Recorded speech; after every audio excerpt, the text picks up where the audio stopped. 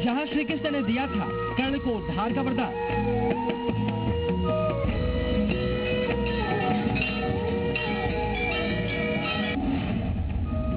पितृपक्ष के 15 दिनों में वहां श्री कृष्ण खुद करते हैं तर्पण।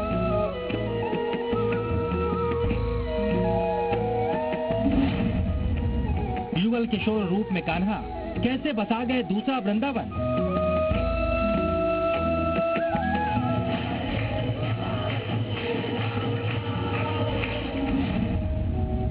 दूसरा वृंदावन श्री कृष्ण का तर्पण।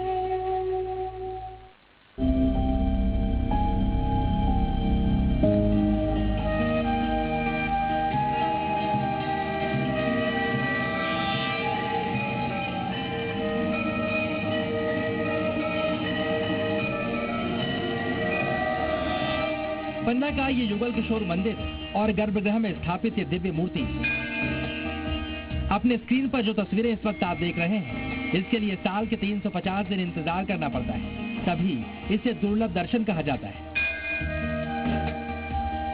दुर्लभ दर्शन इसलिए क्योंकि भगवान श्री कृष्ण के इस युगल किशोर रूप का दर्शन सिर्फ साल के 15 दिनों में ही होता है। वो समय है पितरों को समर्पित पखवाड़ा पितृपक्ष। धरती के 7 ठाकुर जी में शामिल है युगल किशोर। वैकुंठ धाम से आज श्री कृष्ण यहाँ करते हैं मोक्षदान। पन्ना मंदिरों की नगरी है और यहाँ के मंदिरों में जो मान्यताएं हैं वो अपने आप में अनूठी हैं। पितृपक्ष चल रहा है और यहाँ ऐसी मान्यता है कि युगल किशोर जी महाराज अपने पूर्वजों के लिए तर्पण करते हैं। जो सारे जगत के परमात्मा हैं और सारे जगत के पालनहार हैं, वो भी पृथ्वी पर होने वाली मान्यताओं को मानते हैं और समाज को शायद ये शिक्षा दे रहे हैं कि जो पूर्वजों के बनाए नियम और कायदे हैं उनको हमें जरूर मानना चाहिए। पूरे भारत देश में 7 प्रकट ठाकुरों में से एक ठाकुर हमारे वृंदावन से पन्ना आ रहे हैं। युगल किशोर जी का मंदिर कहलाता है जी, और ये बुंदेलखंड का बहुत प्रसिद्ध मंदिर है। यहाँ की हर अनूठी परंपरा है। 15 दिन सफेद वस्त्र में रहते हैं और जो भी तिथियाँ होती हैं वो अपने पूर्वजों को पानी का तर्पण करते हैं, जल का तर्पण करते हैं। ये हम लोगों की पन्ना की मान्यता है। जी मीडिया की टीम ने मंदिर से जुड़े तमाम लोगों, पुजारियों और यहाँ पर आए श्रद्धालुओं से बात कर ये रहस्य जानने की कोशिश की कि जो भगवान कृष्ण सिर्फ अपने दर्शन से मोक्ष प्रदान करते हैं, वो यहाँ खुद तर्पण क्यों करते हैं।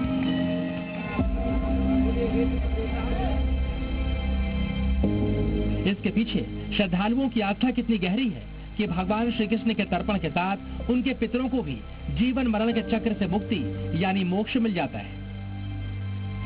ये पुरानी परंपरा 352 वर्ष पुरानी परंपरा है और भगवान चूंकि श्वेत वस्त्रों में इसलिए रहते हैं कि भगवान युगल किशोर खुद अपने पितरों को पानी देते हैं। अभी हम लोग आए हैं यहाँ बनारस से आए हैं और छतरपुर में यहाँ पे हम लोग जॉब करते हैं। पूरी टीम है हमारी, तो हम लोग यहाँ पे युगल किशोर जी महाराज का दर्शन करने आए हैं। यहाँ जो दर्शन है वो बड़े अद्भुत है। यहाँ युगल रूप में दर्शन है, माधुर्य दर्शन है। यहाँ पे राधिका जी और किशोर जी समान रूप से टीनेजर, मतलब एक ही रूप से और एक ही साइज में, एक ही आकृति में यहाँ दर्शन दे रहे हैं। जी मीडिया की टीम के साथ आपने भगवान युगल किशोर जी से जुड़ी मान्यता जान ली, इसके प्रति लोगों की आस्था जान ली। अब बारी है उस रहस्य की जिसमें पत्थर की मूर्ति के जरिए पितरों का तर्पण कराया जाता है।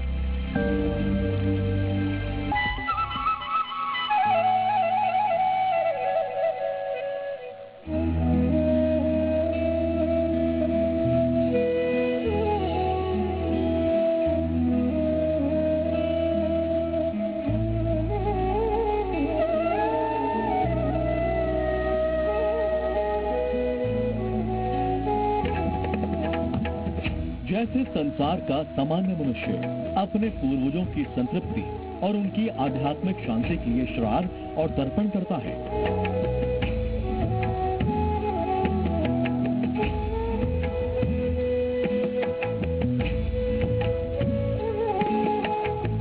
ठीक उसी लोकाचार से युगल किशोर जी महाराज भी बने हैं।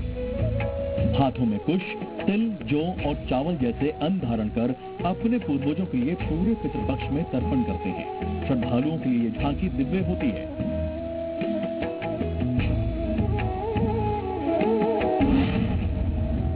श्राद्ध पक्ष में अमावस की रात युगल किशोर सुनेंगे दिल की बात।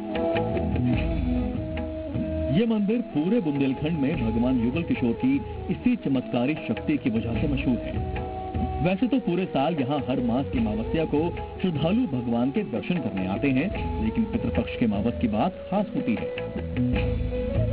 यूँ समझिए कि पितृपक्ष की पूर्णाहुति के साथ पूर्वजों की हर मनोकामना पूरी। इसीलिए पितृपक्ष के पहले दिन से आखिरी रात अमावस तक भगवान युगल किशोर को सफेद वस्त्र में रखा जाता है। इतने दिनों जो भगवान के दर्शन होते हैं वो सफेद वस्त्रों में होते हैं, और जिस तरीके की परंपरा है तर्पण करने की, उसी विविधता में रह करके भगवान अपने पितरों को तर्पण करते हैं। तो ये एक अनूठी परंपरा है जिसका दर्शन करने के लिए लोग दूर दूर से आते हैं। युगल किशोर रूप को यहाँ भगवान श्री कृष्ण का संपूर्ण रूप माना जाता है, क्योंकि मंदिर के गर्भगृह में कान्हा के साथ श्री राधा की प्रतिमा भी स्थापित है। राधा कृष्ण की यह युगल जोड़ी ओरछा राज्य से होती हुई यहाँ आई थी। स्थानीय किंवदंतियों के मुताबिक भगवान श्री कृष्ण पहले ओरछा राज्य में निवास करते थे। तब यहाँ के राजा हुआ करते थे मधुकर शाह, और उनके राजगुरु थे पंडित हरिराम व्यास। भगवान युगल किशोर ओरछा के राजगुरु के भक्ति बंधन में बंधकर वृंदावन को छोड़कर ओरछा आए थे। इसके बाद पूरी प्रजा और खुद राजा मधुकर शाह श्री कृष्ण के अनन्य भक्त बने। नगर में कृष्ण का जन्मोत्सव और रासलीला जैसे आयोजन होने लगे। ओरछा की रानी कुंवर गणेशी श्री राम की भक्त थी, लिहाजा उन्हें ये आयोजन पसंद नहीं थे। जब वो अयोध्या से अपने आराध्य राम राजा को ओरछा लेकर आई, तो भगवान युगल किशोर को पन्ना में स्थापित किया गया। साल 1756 पन्ना में बसाया नया वृंदावन। महाराज हिंदू पथ ने बनाया मंदिर। मंदिर की निर्माण शैली पर बुंदेलखंडी शैली का प्रभाव साफ देखा जा सकता है। इसमें नट मंडप, भोग मंडप और प्रदक्षिणा मार्ग शामिल है।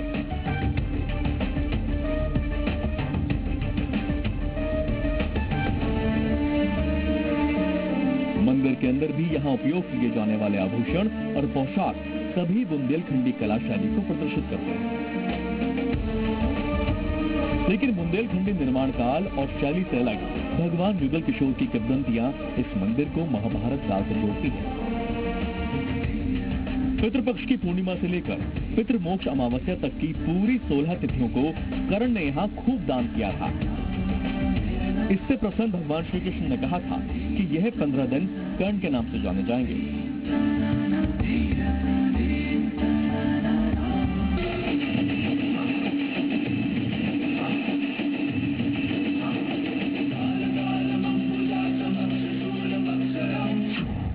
विदुर्तव भागे पितरो वसंतः स्वाधे सुधादिधित मामन्ति।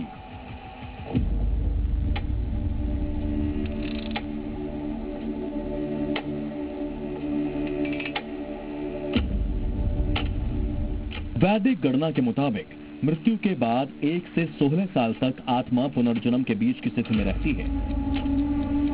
इस दौरान इनका वास चंद्रलोक में होता है।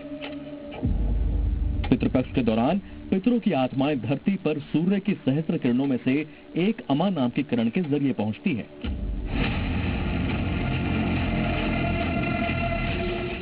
अमा सूर्य की प्रधान किरण मानी जाती है, जिससे पूरी सृष्टि प्रकाशमान होती है। अश्विनी कृष्ण पक्ष में अमा नाम की किरण चंद्रमा से परिवर्तित होकर धरती पर वापस आती है। पितृपक्ष में तर्पण का कैसे बना विधान? तर्पण का सीधा संबंध जल से है। वो जल जो हमारे शरीर के 5 तत्वों में से एक होता है। जल के साथ वायु भी हमारे शरीर के लिए खास मानी जाती है। जल और वायु को सूक्ष्म शरीर को पुष्ट करने वाला माना जाता है। यहाँ सूक्ष्म शरीर का महत्व समझिए। जो भौतिक शरीर में वास करती है उसे जीवात्मा कहते हैं। दूसरी आत्मा होती है प्रेतात्मा, यानी वासना और कामनामय शरीर में निवास करने वाली। जबकि तीसरा स्वरूप है सूक्ष्म स्वरूप। मृत्यु के बाद जब आत्मा सूक्ष्मतम शरीर में प्रवेश करती है तब उसे सूक्ष्म आत्मा कहते हैं। वैदिक मान्यताओं में चंद्रमा के प्रकाश का सूक्ष्म शरीर से सीधा संबंध बताया गया है। जल तत्व को सोम भी कहा जाता है। सोम को रेतस इसलिए कहा जाता है कि उसमें सूक्ष्म शरीर को पुष्ट करने के लिए चंद्र से संबंधित और भी तत्व शामिल होते हैं। तर्पण करते वक्त जल का उपयोग इसीलिए किया जाता है। व्यक्ति का जन्म और रेतस का रहस्य। जल तत्व को रेतस भी कहा जाता है। वैदिक मान्यताओं के मुताबिक जब व्यक्ति जन्म लेता है तो उसमें 28 अंश रेतस होता है। यह 28 अंश रेतस लेकर ही उसे चंद्रलोक पहुंचना होता है। 28 अंश रेतस लेकर आई महान आत्मा मरने के बाद चंद्रलोक पहुंच जाती है, जहां उससे वही 28 अंश रेतस मांगा जाता है। उसी 28 अंश रेतस को पितृऋण कहते हैं। पितृऋण से मुक्त होने के लिए ही श्राद्ध कर्म का विधान है। श्रद्धा दरअसल धरती से चंद्रमा तक पहुंचने वाला एक सूक्ष्म मार्ग है, जो पितृपक्ष में मध्यकालीन यानी दोपहर में जागृत होता है, जिसके जरिए पिंड तथा जल आदि के दान पितरों तक पहुंचते हैं। श्रद्धा मार्ग के जागृत काल की वजह से ही पिंड दान दोपहर में करने का विधान है। और रिवर्स